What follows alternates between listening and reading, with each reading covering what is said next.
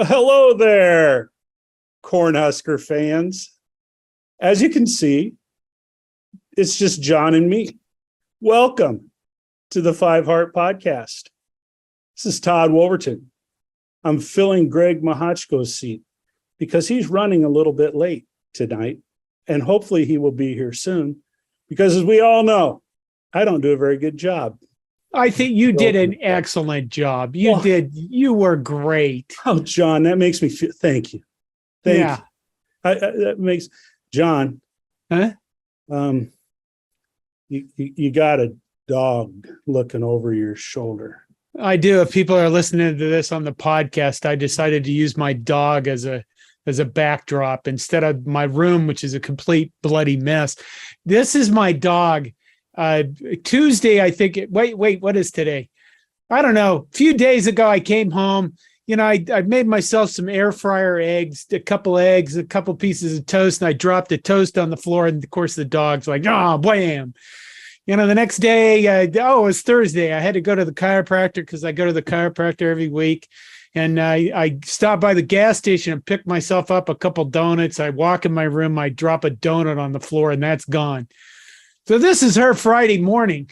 And she's looking at me going, when the fuck are you going to drop something, you son of a bitch? I was just sitting here waiting. And I mean, look at that face. I know. Like, you know. Dogs do that. I mean, dogs have those expressions on their face that just melt you, you know? Yeah. Yeah. Well, hey, anyway, I guess back to kind of the opener here. I'm joined obviously by the founder and fearless leader of Corn Nation, John Dam Johnston, who has shared a little bit about his dog. As I mentioned earlier, hopefully before we get too far down the road, Greg's able to join us tonight as well. John, we are, 20 some days away from kickoff in Dublin, Ireland, where our beloved Nebraska Cornhuskers are going to take on the Northwestern Wildcats. Things seem to be picking up pace a little bit in fall camp, and there's some other news around that we can talk about as well. But let's kind of start with what's going on, or what are we hearing out of fall camp, and what are people? That's where we're starting. That's where we're going to start. Fall camp. Fall camp. Oh my God! What have we heard out of fall camp? Well, there was a long pause there, Todd. It sounds like Mickey Joseph has become the anointed holler guy, has become the anointed hold them accountable coach on the offensive side of the ball. You got Travis Fisher on the defensive side. But at least after the first few practices this week, Coach Joseph doesn't seem to be too happy with his wide receivers. No, he doesn't. He said that they were getting destroyed by the defensive backs, which, I guess I look at and kind of think, well, that's not so bad. I mean, it's bad if you're Mickey Joseph, but honestly, I'd rather have us in that position than having a defense that just gets run over and destroyed. But that's the thing about it. You can't really tell what's going on. I think we all understand the defense is going to be miles ahead of the offense, but and I guess, Mickey Joseph just comes right out and calls them out in public and the media. And I think it was kind of interesting, I guess. Well, we have talked a number of times. I know that I've mentioned it and you've mentioned it and other people on this podcast have mentioned it, that mental toughness, changing a mindset, developing a winning attitude, knowing how to win games, knowing how to close out games, certainly has been a weakness of the teams in the last few years. But, it looks like Mickey Joseph, he's made it pretty clear that that nothing's going to be given to them. They're going to have to earn everything they get. He's going to push them. He's going to hold them accountable. And it sounds pretty much like, at least in the wide receiver room, there's a number of reality checks that are taking place. So we're gonna hear from Mickey Joseph in fall camp, and then not hear from him the rest of the season. Yeah. Well, so maybe that's part of it too. Maybe, and the other thing is that Mickey's made a few comments too in the last couple of days where you kind of say, huh? what are you saying? And I kind of wonder if maybe that he's been the designated coach that's now painting a target on him, saying stupid things, maybe throwing his players under the bus a little bit to take the pressure and take the heat off the golden boy, HCFF, who knows? Mickey is a team player. Anyway, it is, from my perspective, I guess the one thing that I've heard, from the wide receiver group that does give me a good feeling is that sounds like Omar Manning is performing well so far this fall. His name's been mentioned, and I'm glad to hear that. He's a guy you got to root for a little bit, and maybe under Mickey Joseph's coaching, he's stepping up to the plate a little bit. I tried to read an article about special teams and how much better Bill Bush's reps are being and how they're hitting hard. And I think Chancellor Brewington said that guys are getting pancaked. And, whenever I was reading this article, Todd, I couldn't finish it because I just kept having flashbacks to Cam Taylor Britt trying to field a punt inside the 10 and giving up the safety and whacking the ball forward and giving up the first 2 points of the college football season last year. John, it's in the past. We're moving forward. We're focused. It can still hurt you. No, what's done is done. Cam Taylor Britt, he's gone. We're not going to make mistakes anymore on special teams. We've got a full-time coordinator. The guys are loading up. The guys are playing for real. And special teams are going to become a positive part of the Nebraska football program this fall. Isn't that right, Greg? We see Greg, we see your iPhone. Can you hear us? Wait a minute. Here's the problem with that. The problem is, Todd, I talk to a lot of heart attack survivors now because they know I'll talk to them. And they tell you about being full of anxiety and how they lay down at night and they can't go to sleep because they think they won't wake up, and how they, even people have been in car accidents, can't get back in the car. And you know what I tell them, Todd? You know what I tell them? I tell them you have to take your impression or your flashback or your negative trauma that happened to you, and you have to replace it with something good. In other words, if you can't get in a car after your car accident, go take a puppy with you and let it lick your face while you sit in the passenger seat. That's the first thing you do. Maybe take your grandchild and sit next to him in your car and just think about your grandchild when you're in your car next. You replace the trauma with something positive. And the problem with that, Todd, is I still got 20 some fucking days before I can even do that. That's the problem. And that's my problem with fall camp is that, I kind of look at the stuff and right now, we're close. We're closer, we're getting closer.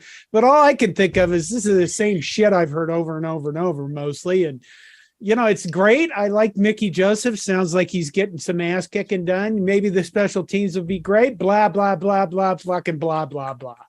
That's what it is. Blah, blah, blah. Well, come on. It's Saturday morning of 11:30 a.m. watching somebody playing double and iron. That's what I'm ready for. I'm ready for that right now, not 3 weeks from now, right fucking now. Greg. Okay. Greg, are you there? Yeah, I'm here. It's not like I can get a word in, but I'm here.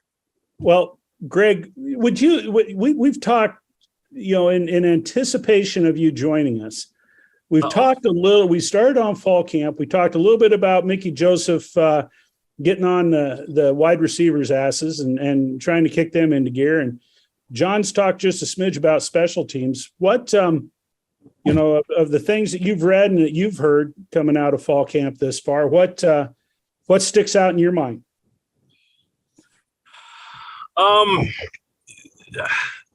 This is where I'm a bad man because I don't read it. And I'm going to say this is where I'm either going to make a lot of sense or people are going to say, what the hell are you doing hosting a Husker podcast? I'm in a similar vein as John. By the way, thanks for having me. Thanks for letting me in to the show. Great to be here. John's, eager with anticipation, and that's where I'm at. I think I'm getting a similar feeling to, like a few weeks or a month before, like a big. So I'm a nerd. It's no secret. So like what Avengers Endgame, when that came out in 2019, I got the swelling of anticipation, and it's to the point where you don't even want to see any more trailers. You don't want to see any more TV spots because you just want to watch the movie. And that's where I'm at. I think that's where John and I are kind of on similar footing is everything in fall camp. And, I don't think I'm on camera probably because I'm driving. So nobody can hear, or see my invisible hand puppet. I'm making the talk. It's all talk right now. We have no idea. We have a few reports.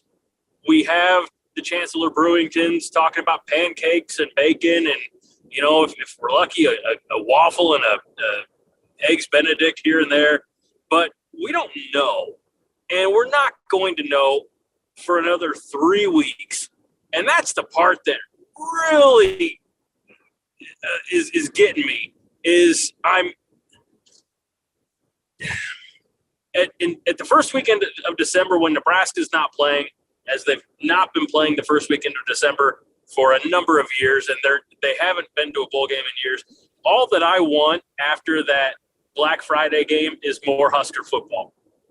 So in a way, it's like it's a very long off season for me, and there are little tidbits here and there where you get hyped up. You get hyped up for your early signing day, and you get less hyped up for the signing day in February because there's very few, fish left in that particular pond.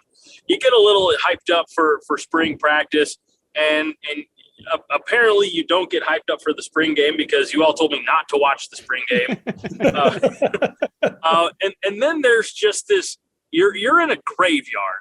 You're in a place where it's all quiet. There's no noise. There's nothing going on really that matters. And all you can do is sit and wait and think about better times. And we do it almost unanimously across the board every July, every August. We get a little taste of that Hastings original Kool-Aid. Yeah. And we just got to think, that Big Red it's going to be a little better this year. It's going to be a little sweeter. And we all get, again, painting with broad strokes and gross generalizations. We paint with we all get on the bandwagon. And so since the day after Black Friday, I've been geared up for Husker football. It is the only must-see TV left for me on period. Everything else I can DVR it. I can watch it later. Nebraska football, when my schedule allows, is the only thing that I absolutely stop what I'm doing to sit down and watch. It used to be that way for me in the Pittsburgh Steelers when I paid outrageous NFL Sunday ticket prices, and I let that go because I was like, this is foolish. I'm paying all this money, and I'm giving up 3.5 hours of my life. And, it was in a time realistically when the Steelers were not horrible. It was in the same era where Nebraska was winning 9-10 games a year. The Bo Pelini era, but what was the question again? No. Greg, go ahead. Well, here, what I was, I concur with, and I think, there always comes that point in time, or there has been that point in time for Husker fans, when they start drinking the Kool-Aid and, starting getting optimistic. And hey, every college football team in the country right now is 0-0. Every college football team in the country is going to focus on the positives and try to be optimistic. The fan base is hoping, that's common, regardless of what team you're following. Some fans are more rabid than others, but this is a time for optimism. What I believe is I don't think that the Nebraska fan base is drinking a whole lot of Kool-Aid right now. And I think it's different And I think that the Nebraska fan base, a large percentage of them, is just like you two guys have said. Let's play the damn game. Let's get to the game. There's no sense in, worrying about who the starting five are going to be on the offensive line. There's no sense in wasting a lot of time and thought wondering, what's the depth chart going to look like? When are they going to hand out the black shirts? All of that stuff that Nebraska fans used to get jacked up about. Yeah. I don't think it's happening simply because Nebraska fans are at that point where Nebraska football, put up or shut up. And I think that is the predominant feeling among the fan base this year. I don't disagree, and especially with your assessment about maybe the Kool-Aid's been watered down a little bit. In some of it, I still think that you have your base. I'm going to try to use this word that has been, I guess, repurposed in society, but you have your radical, paint your face and go ballistic, fans who are still as passionate. And I'm not even saying that those who aren't drinking the Kool-Aid aren't passionate. I don't want to make it come across, but they're just more of a wait and see. One of the things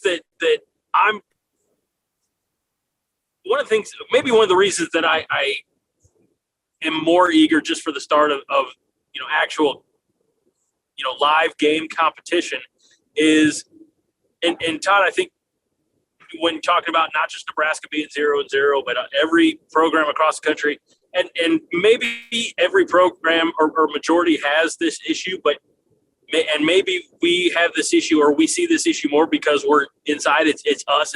It's our people. But media and fans alike kind of have a tendency, good or bad, something positive or negative, of making mountains out of molehills, and for me, if we could just be a little bit more, and maybe this comes, back to not drinking the Kool-Aid as much, but if we were just a little bit more even keel, and because we don't know, they could go out on August 27th from Dublin, Ireland, and score 70 points, and the defense be magical, and pitch a shutout. They could, or they could, like John had to remind us, they could have a season opener like they had a year ago against Illinois. They could, but we don't know. Everything, and I think this is what we do. This is why we have a show. This is why coordination exists to an extent. It's a lot of speculation. I mean, it's why Husker Mike has the opponent previews, because we don't know. I mean, we have no idea what Casey Thompson or Logan Smothers or Chubba Purdy, we don't know what any of them are going to look like as the starting quarterback of this team. Yes, we do know what Logan Smothers, we have a glimpse of what he looked like as last year, but it's not the same. No two teams are ever alike. There's always, attrition. There's always guys coming in. So we don't know anything. We have a new offensive coordinator. We don't know our identity. And I think maybe that's the really frustrating part for Husker fans, because we've always had, or at least in our minds, we tend to drift back to, glory days, to borrow a Bruce Springsteen line. And we always have this run the damn ball, strong defense identity. And we haven't had that. And I think maybe the lack of identity is affecting the fan base more than it's affecting the team. And because it's affecting the fan base, it's dividing the fan base.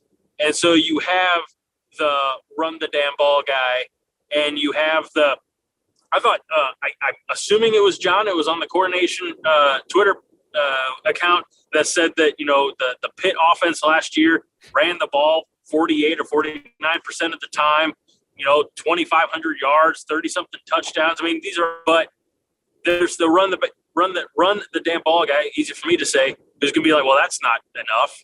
We need 80% ground game, 20% through the air. And so many of them go back to 25 years ago, and that was the winning formula. But that's not college football anymore.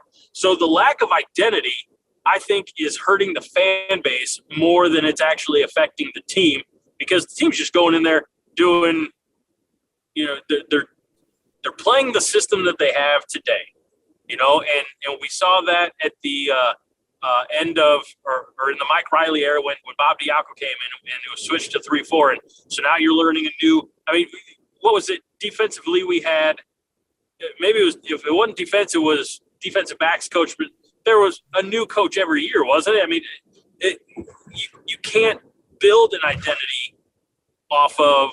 And I hate to do this. I apologize to you both. I apologize to Haas, but you can't build an identity on a revolving door, and so I think we're down to bare bones. Well, I think the only thing that matters is wins. That's okay. That's where I was going to come from. That's where I wanted to head with this. I'm not trying to speak for both of you guys. I think all three of us are really excited about this first game. I mean, we're anticipating it. We want to see how the team stacks up. We're hoping, that the team comes out and plays well and looks good and wins. Most importantly, wins that first game. But I can safely say, having been on these podcasts with you guys for quite a while now, we're not gonna jump up and get all warm and fuzzy about the great things that are going to happen with Nebraska football, because as Greg, you've mentioned, there are so many unknowns. But in the big scheme of things, a lot of this doesn't really matter until they line up, kick that ball off in Dublin, Ireland. And I guess, as we think about fall camp and what's going on right now, we get our little bits and pieces from the media, give us something to chew on, kind of give us something to try to pull us along. But I'm going to be honest with you guys, starting this weekend, I'm going to be out of the country for 16 days. And I'm not going to have access to any news about Nebraska football in all likelihood. And probably the first time in my life, I don't know that I'm going to miss it, because I'll be back here for that Saturday morning game when Nebraska takes on the Northwestern Wildcats. And I'm excited as hell to see how they do.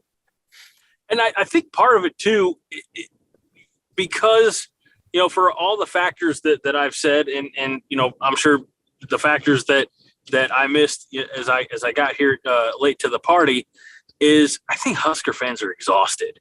The Husker fans who are, the Scott Frost apologists, and I'm not calling anybody out. I'm not saying that anybody's more right or wrong than the other, but the who are ride or die Scott Frost the guy, and then the people who are, he hasn't done enough. Why is he still here? 4 years losing season, but there's so much infighting that I feel like maybe part of this general malaise is that we're all just so damn tired, or maybe it's just the fact that I don't get a whole lot of sleep because I got 3 kids. I don't know. But I do think that there's there's always a debate. There's, you can't post something like, God bless, the Coronation Facebook moderators, because you can't post something without it turning into everybody pitching a fit and planting their flag. And it's like arguing, like people, maybe you have these same arguments at your local diner. Here's one for Haas, Bob from Brainerd.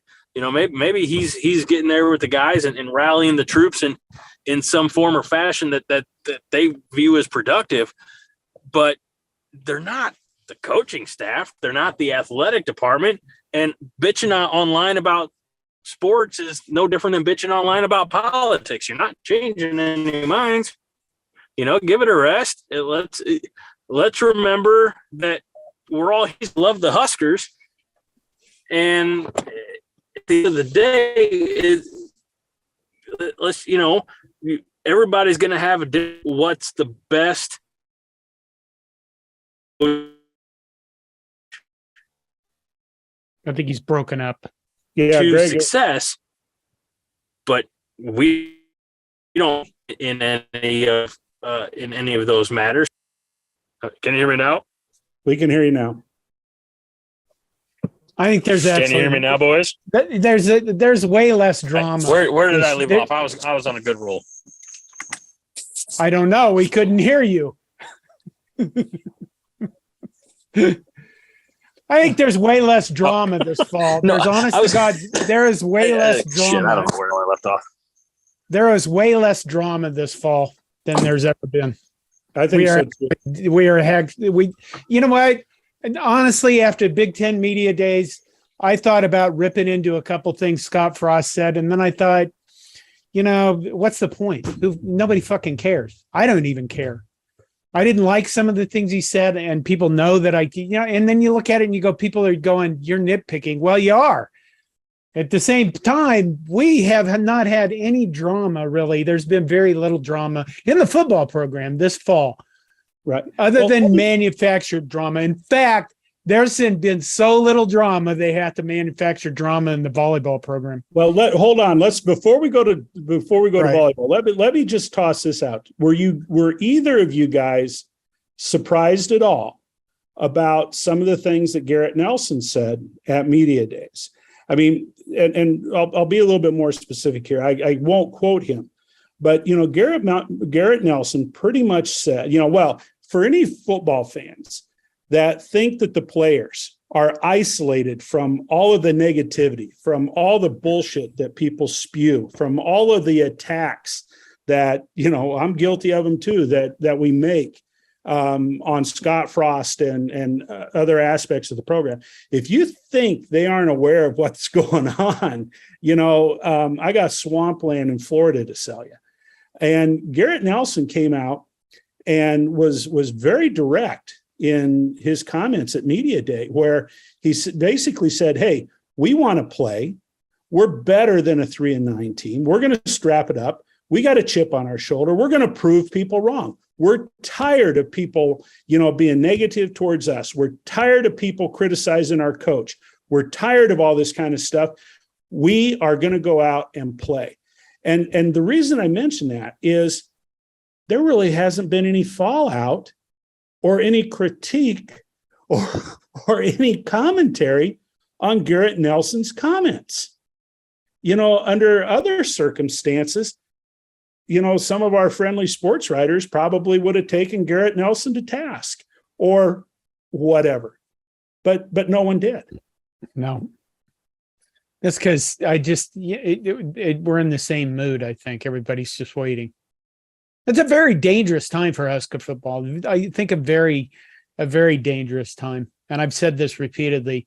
They're going to lose fans if things don't. It's not about just Scott Frost winning games. If he wins a gob of games, that'll probably cure about 80% of it.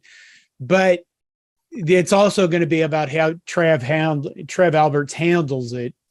If if he only wins a few games, or if he goes 6-6, it's going to be really interesting to see what happens this season. Well, with regards to the fan base, I guess I worry about the fan base probably more than I do. Maybe not more, but just as much as I do the coaching staff. And the reason for that is this. For years when I was younger, when I was in college, I thought, they don't listen to students at all. They don't give a shit what we think. And then you get older and you realize, well, you're only there for 3, 4, 5, in my case, 7 years.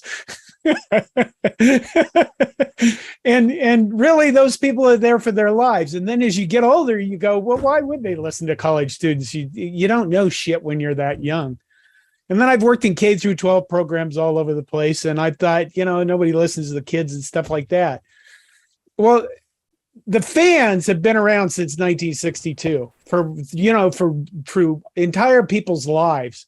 And I think that this is more important about keeping the fans going to the games this season, and winning games is going to do that. But it is about showing that you're playing good football, because that's what we want to see. But I worry more about the fan base just at some point just saying, great, we're fucking Purdue.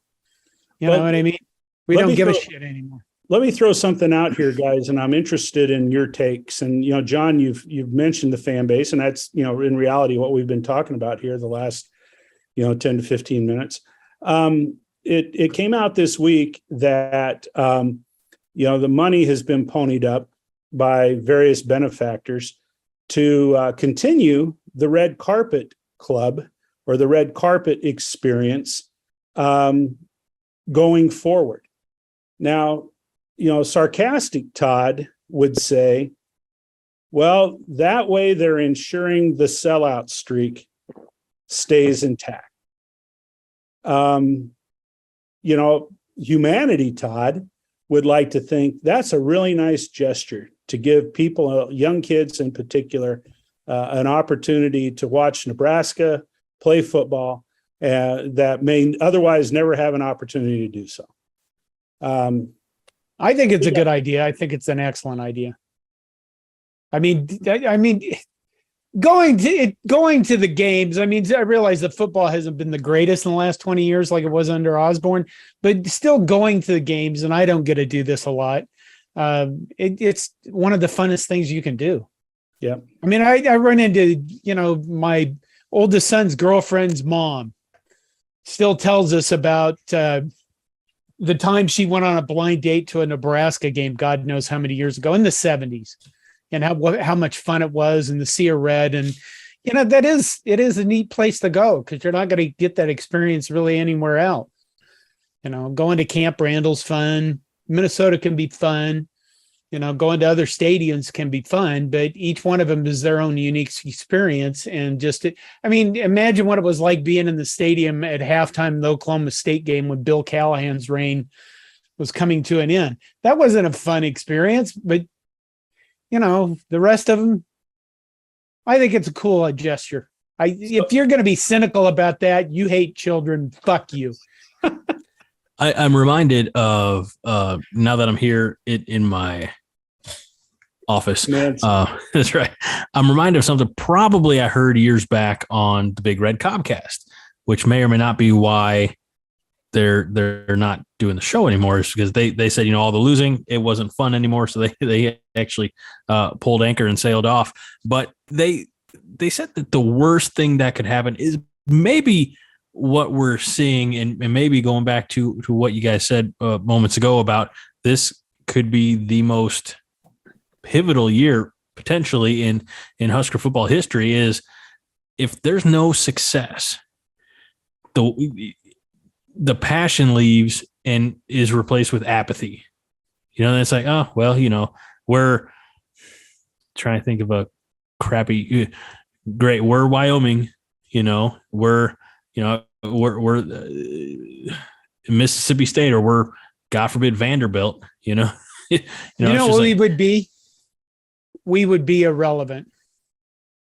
And people comment on YouTube, and people comment about my videos on YouTube and stuff, that you guys are irrelevant. We're not irrelevant. We are constantly talked about by everybody. When Iowa has a shitty season, nobody cares.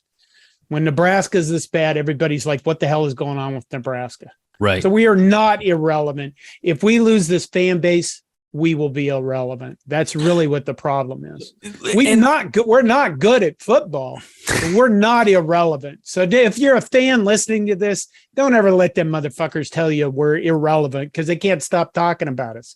But that's the key, is if the on-field product doesn't improve and apathy continues to build, like, I'm going to say this without, I hope, denigrating any of the greats who've ever, strapped on pads and worn, the scarlet and cream. The fan base is the heart and soul of the Huskers. Mm-hmm. Yeah, I think it is too. I mean, Absolutely. and I don't say that to pat myself on the back. Certainly, I don't say that to pat. I hope I don't come across as pandering. And you got to remember that I wasn't even a fan.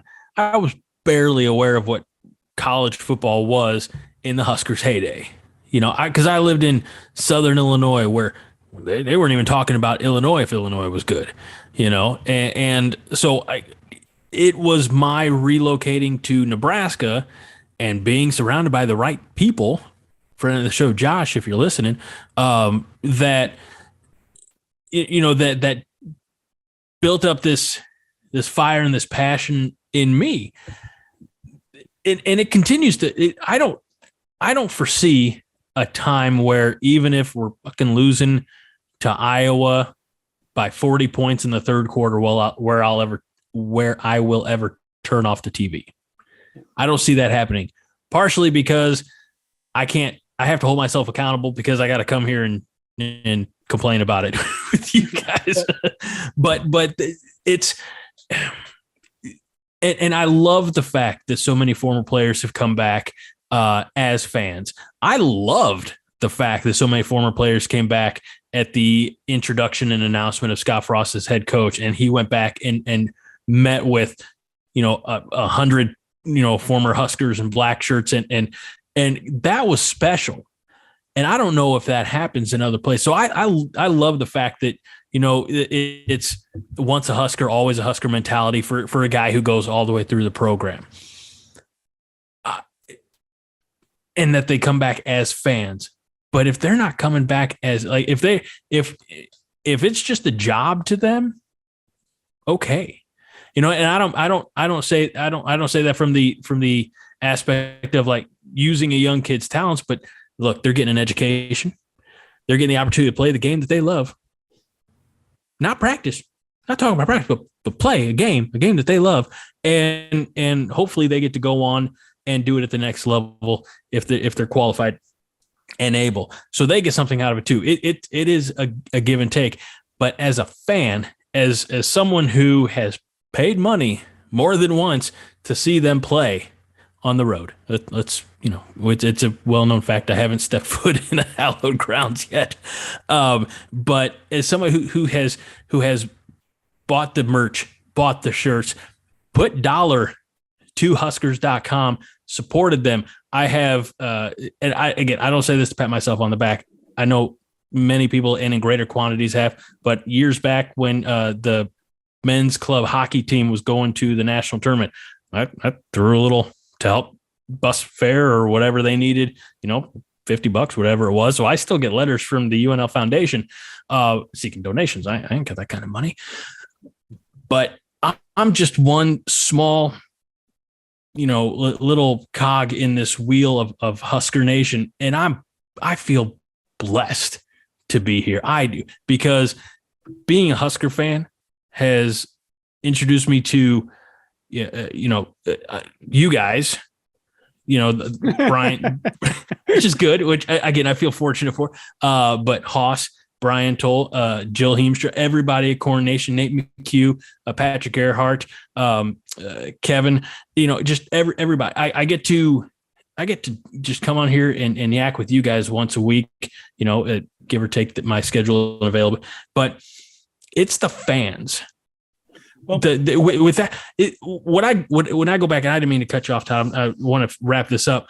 You go back, and maybe when they bring back NCAA football for Xbox, PlayStation, whatever, maybe they'll have that legacy type of gameplay. But I remember you're building a dynasty or whatever they call it at the college level, and you're recruiting 4 or 5 star kids.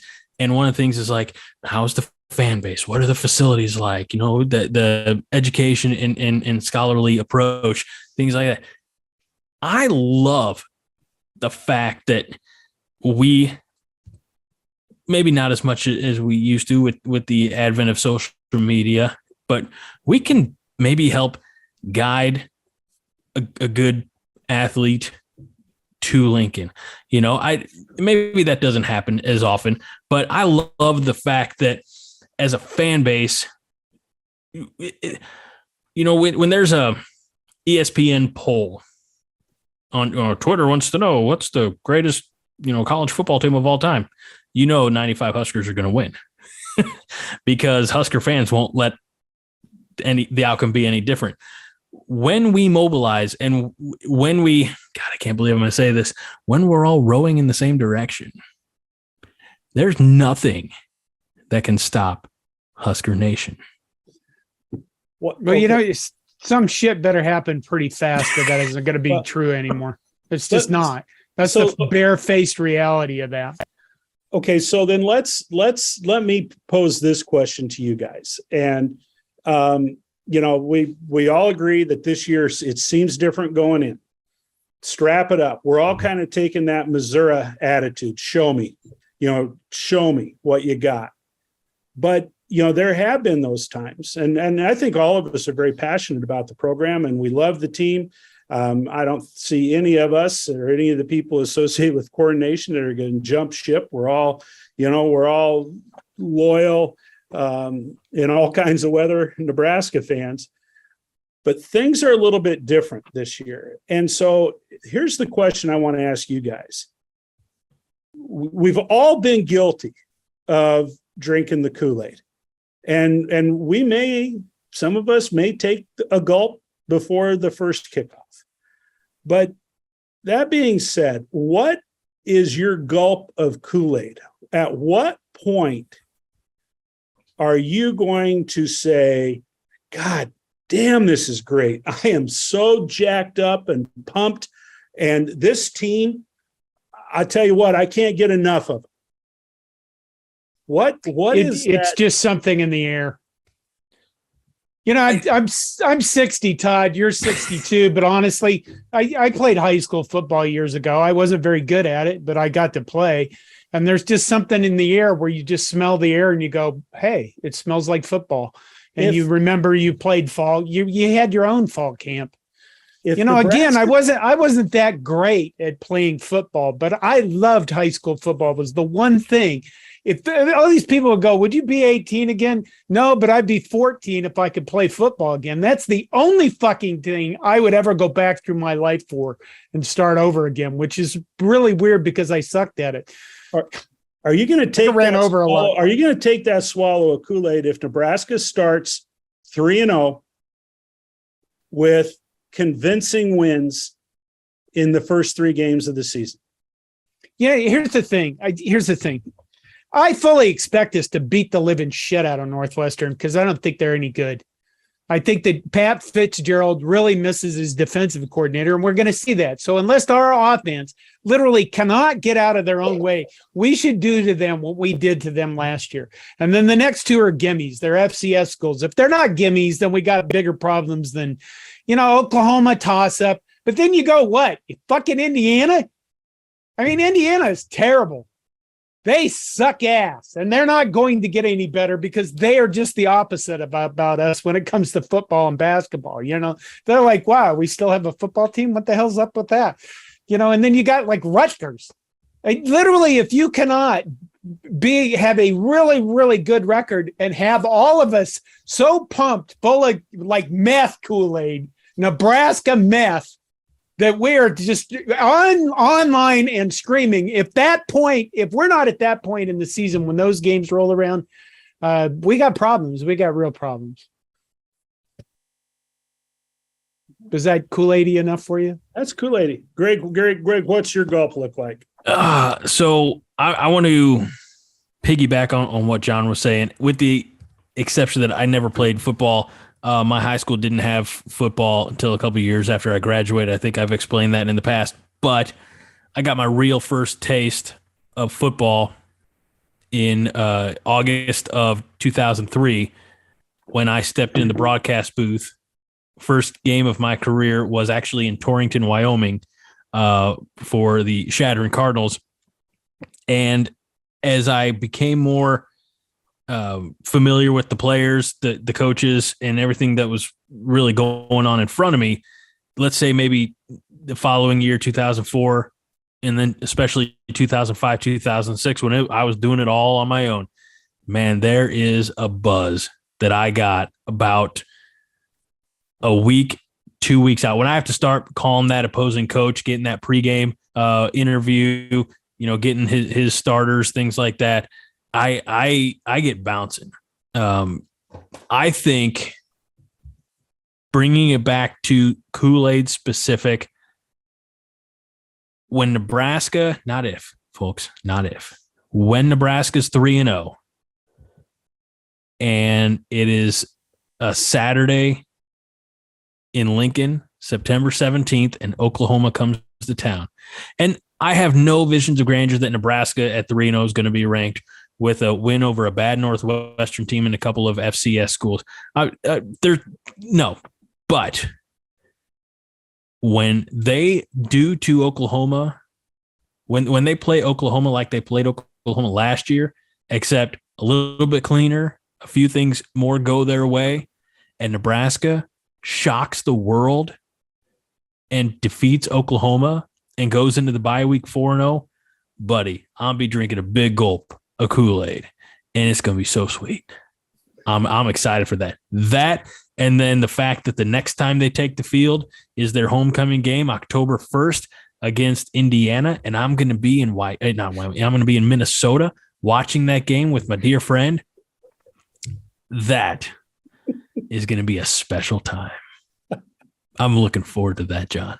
I hope you know. God, I guess so. I hope you're ready. I as soon as I knew where this conference was and when it was, I'm like, oh, John, knock, knock. Big Daddy's coming home.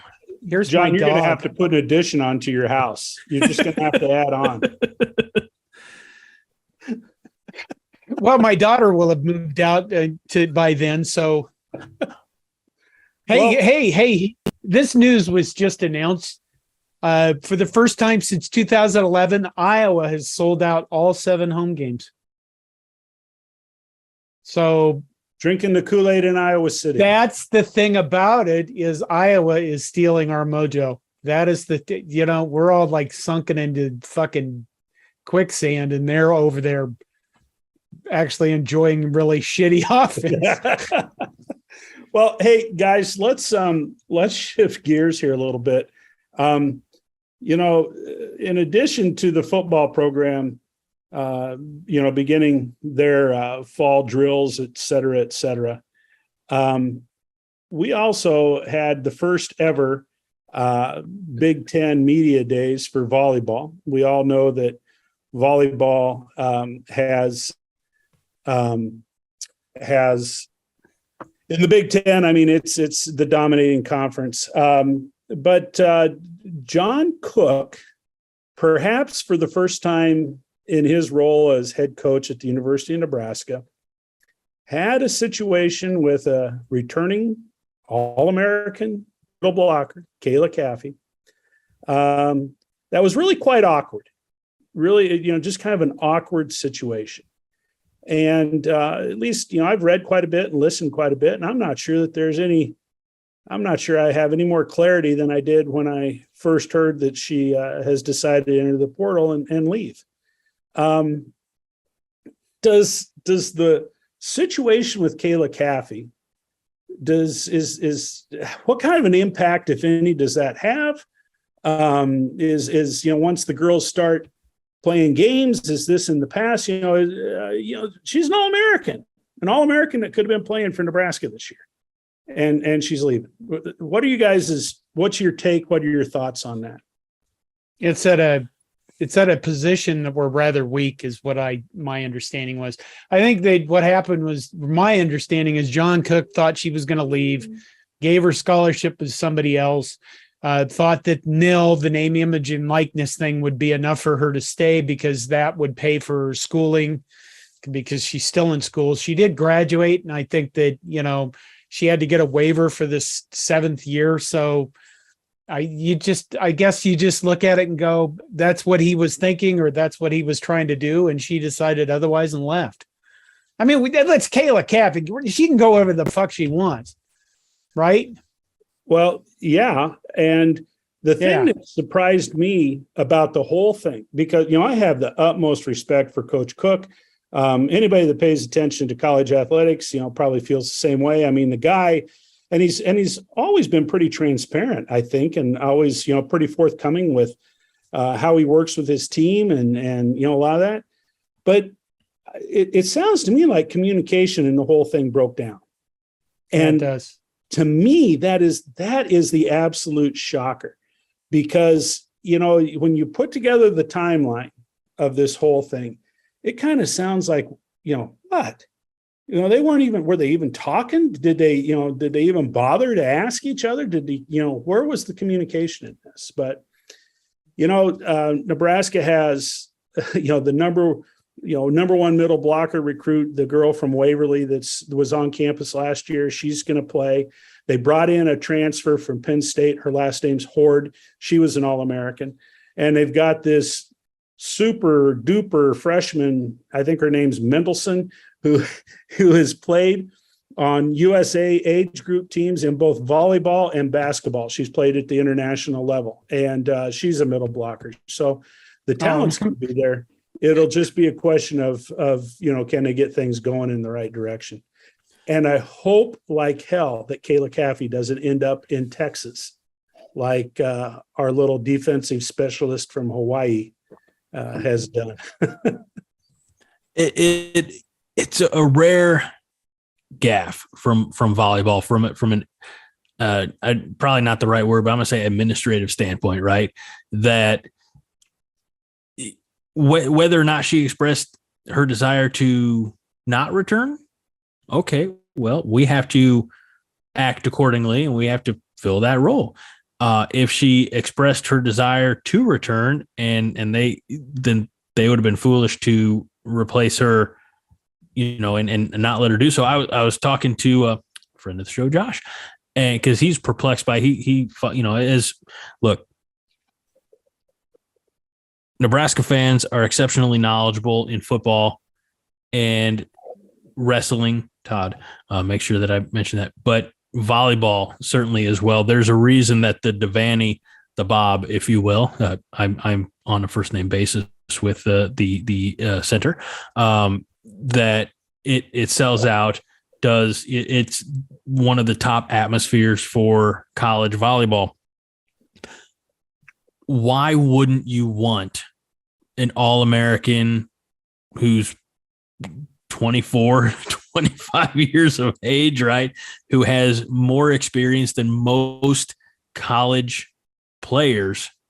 Why wouldn't you want that on you? Like it had to be expressed. And I don't know. I'm just speculating here, which I talked about before. I shouldn't do, but it had to be expressed that she was not planning on returning, because there's no scenario in my mind where Kayla Caffey goes to John Cook and says, "I'll see you in the fall." And he's like, "Ha, not so fast, my friend." It just doesn't, that doesn't resonate as to having any basis in reality. So it had to be just a breakdown. And but it's two-sided, because how do you, as Coach Cook, let an All-American, one of your leaders, slip through the cracks? And regardless of the talent that might be coming in, Todd, I'm with you. You just hope that she doesn't end up wearing burnt orange next year, because what, John? Maybe she got a call and some guy in Texas said, "You know what? I'll give you $100,000 next year if you wear burnt orange, and you can major in whatever the fuck she's graduate study is." I think she's getting a master's. Well, she just graduated.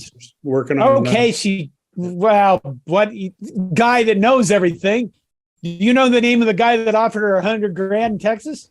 No, I don't know his name. Yeah, see that, you son of a bitch. Whoa. But you know what I mean? If you don't have if they don't have a scholarship for you and somebody calls you up and says, I mean, right now we're in a situation where they people can just buy players. So that's it. Yeah. The whole thing is really confusing, because it sounded like, according to Coach Cook, that, the volleyball program was willing to go over their scholarship limit and thus take a penalty the following year. But then turns out that she wasn't going to be on a volleyball scholarship. It's just very, very confusing. She was a player that fans really enjoyed watching. She played with a smile on her face. You could tell that there was a lot of joy when she played. She'll be missed, but by the same token, I think that, in John Cook we trust, and I think that there's probably some players on the court that are going to make up for her absence. Boy, if this was Scott Frost, we'd be reaming him over the coals. We'd be tearing that son of a bitch to pieces. We'd burn him in effigy. We might even burn him alive. Well, think about this. To shift, not even shift gears, but in an odd comparison, San Diego, the Padres just gave up a bunch of talent for one guy. Mm-hmm. One guy who's guaranteed to be there for 2.5 years, but after that, Lord only knows. The Seattle Mariners sold out the farm system for one guy. There are a lot of judgment calls that people in those positions, that guys at the top have to make, guys or gals at the top have to make. And we don't have to understand all their reasoning behind it. They see something. If John Cook, says, I'm going to take the court with this group of ladies, you can't really argue with his track record. Nope, you can't. I like how we all say the same thing in 3 different languages. Oh, heck. What else you got for us? Leader of the show, Todd? Yeah, leader of the show, Todd. Well, I'm kind of running out. There was some news today that I saw that Shay Schanaman, the Friday night starter from the baseball team, has announced that he is going to come back and play with Nebraska. And, so he's going to take advantage of that COVID option. What I really, really enjoyed about what I read in the paper about it is he even said that he really hoped that he could be part of the bullpen and, leverage the experience he has and come out of the bullpen rather than be a Friday night starter or, a weekend starter. In fact, he even said, he says, I'm sure there's 3 better starting pitchers than me. And which I was kind of different. Yeah, it is kind of different. And that's a team first approach. Normally when you start talking about pitchers' egos, if you've been a weekend starter in college baseball, generally speaking, it's a shot to your ego if you get relegated to the bullpen. But I think Shay Schanaman's coming in next year, and he wants to do what he can do to help the Nebraska baseball team win. So good on him. I will make 2 other things real quick. If you want to comment on them, feel free to jump in. But there are 2 little legislative things that have happened that have got me a little bit, got my ears perked up. The first one. We don't talk politics on the show. He has to get his commie thoughts in there. Well, Title IX, Nebraska did an audit of their compliance with Title IX.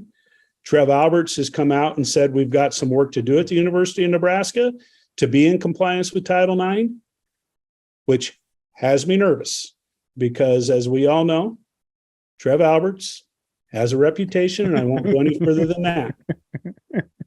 We need you, Haas. He is cutting golf. Better stop there. He cannot cut wrestling. He's not going to cut no, you can't cut a Power 5 wrestling program. He's done it. I guess you could to deflect the problem we have that is Scott Frost. Do not equate Nebraska wrestling with Nebraska Omaha wrestling. All right. They're two different. The other thing, and we've at one time or another, we kind of talked around this. We've talked a little bit about it, and we bring up NIL. And I think the God's honest truth, none of us understand NIL enough to have any intelligent conversation about it. But I did see. Okay, I'm sorry I offended I'm sorry. I'll only speak for myself. I apologize, guys. I apologize.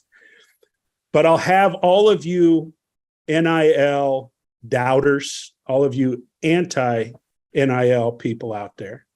Jerry Murtaugh, I've heard him talk on Saturday mornings. He hates NIL.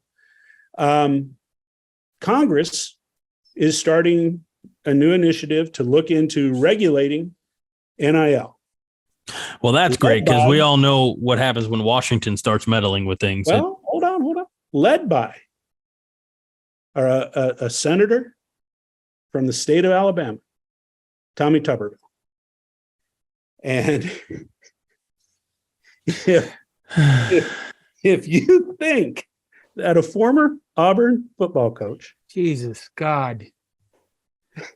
Okay. And an idiot. That man is other than football. I mean, that man doesn't really, I guess they put him in government where he's hopefully the most useless fucking thing around.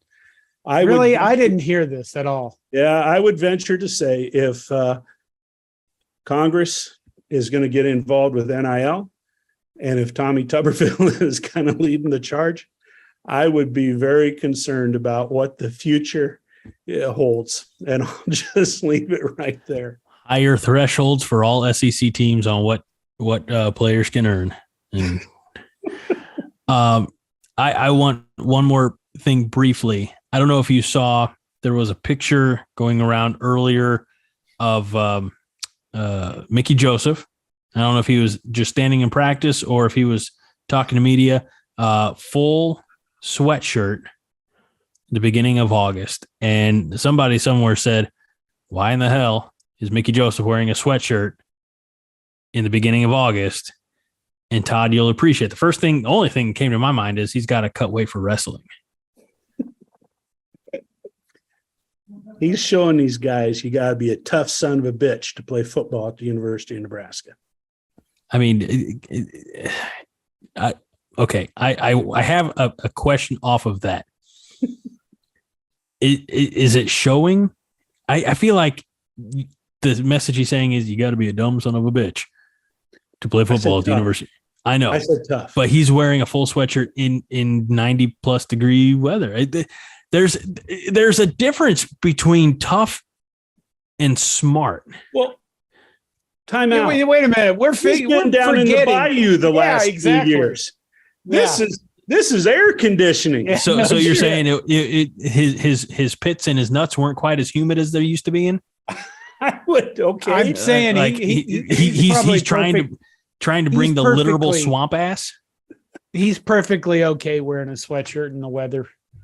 Because Louisiana in what August has to be like some kind of, well, it's like living in Minnesota in February. You just stay inside in the air conditioning. So are we going to see? My question then is, when it's the day after Thanksgiving and it's 30 degrees, is he going to be out there in shorts and a t-shirt because you got to be tough to play at the University of Nebraska? I mean, that's the stupidest theory. And Todd, I love you. Wow. He didn't get his shots in early, so he's getting his shots in late. That is the dumbest theory I've ever heard. Well, it's 90. If we put on the sweats, we're going to show how tough we are. We got salt tablets. Get over here. Take some salt tablets. Water? We don't take no damn water breaks. Water for pussies. Have you ever seen one of those winter hats that has like the tassels down the sides? Yes. John, you have one of those hats. Yes, I do. They are extremely warm. My oldest son, when he was in high school, he wore his year round. And he wore it playing soccer. He didn't wear it on the field when he was, actually in games, but soccer practice, didn't matter where he was, what he was doing. He wore one of those hats. And people, even his coaches would comment, what the hell is wrong with your son? Question. Yes. I can't remember how many offspring you have. Oldest son's different from rotten son. Yeah. Okay. I have just 3. make sure. Yeah. Two boys and the daughter. Okay. Yeah. Well, it doesn't make any damn sense to me. Like at some point, common sense has to outweigh your your willingness to be tough. Maybe he doesn't like air conditioning. Then he's just trying to remind himself of home. okay. I mean, I had that problem. Joseph. I had that problem when I was in New Orleans. You got a little swampy? No, you go outside and you go into the air conditioning. I get sick to my stomach because the air conditioning was so strong. It was such a change in degrees, and okay, we should just drop that. Well, I really didn't anticipate. I mean, it started out as a joke. I didn't think we'd really explore it as a We're topic. dissecting a wide receiver coach wearing a sweatshirt. Well, wait, it's about his turn. And then we're not going to hear from him the rest of the season. So, yeah. Well, and John, depending on what you said, it might be his turn. He might be on deck. You never know. Well, that is true. Speaking of my rotten son, he wrote on the calendar today. Countdown to the Nebraska, Minnesota. Yeah, no, Nebraska, Northwestern. He wrote on the calendar. It's only 3 weeks away. And then he wrote 14-7. And I Nebraska? went, oh. No. Did he put it in purple marker or did he put it in red marker? Or? He put it in red. Oh, so then it's 14-7 Nebraska. No, Everybody knows you write it in the color of the winning team. That is dry erase marker. That's law. a rule. It's a rule. Is it? Yeah, that's a rule. Okay, well, I'll use that against him. There you go. Rotten son. I can't wait. Do I get to meet him? Hopefully. Do I get to punch him? I mean, you could do that. Yeah. No, he'd probably punch back. He probably would. Yeah. If he's anything like his old man, he's a real scrapper. One to watch out for is the middle one. Don't turn your back on her. She's kind of ornery. I believe that. She's a tough one. Gets it from her mother. I do tell people that they ask me to tell me about your daughter. Well, she could be a serial killer. They'd come to us later and they'd say, were there signs? And we'd look at each other on the TV and we'd go, yes. Couple. Yeah, there were signs. There were many signs. All right, let's what do you think, man? Should we wrap this episode up? Wrap her up. Have we gone far enough off the rails? Yes. All right, Todd, this is your show, buddy. Why don't you take us home? Oh, no. You do so much. Come on, Todd. Just hear your closing. No. Do the outro. No, Greg, please. Yeah. I will do my part. I will. Okay. I will do my part. But you gotta take us home. All right. Well, ladies and gentlemen, it's been a blast being with you here for another Five Heart podcast. I really have to extend a deepest heartfelt gratitude to Todd Wolverton, John Dam Johnston for holding down the fort until I was able to join them. Hopefully my message got relayed to you even during those turbulent technical difficulties as I was transitioning from the driveway to the studio.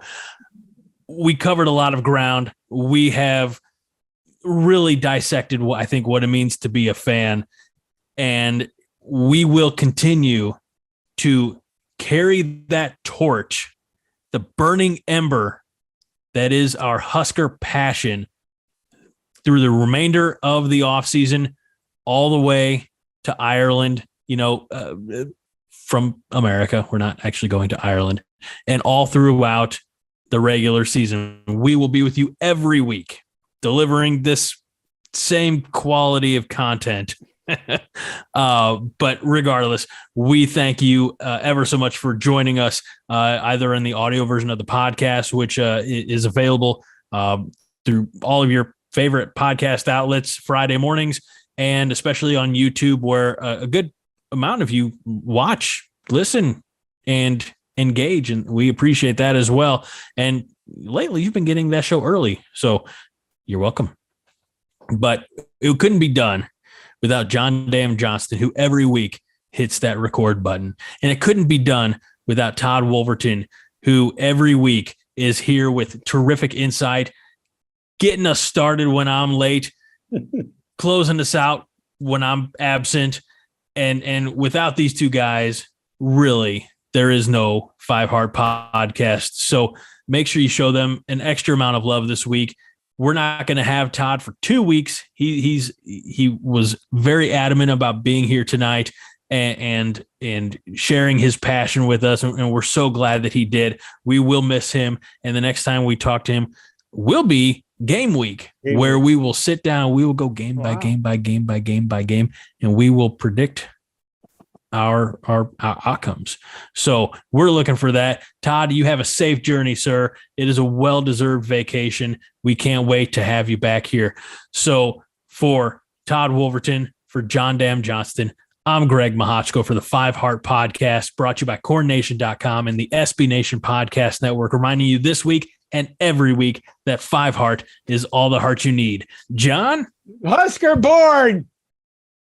Husker bread. When we die, we'll be Husker dead.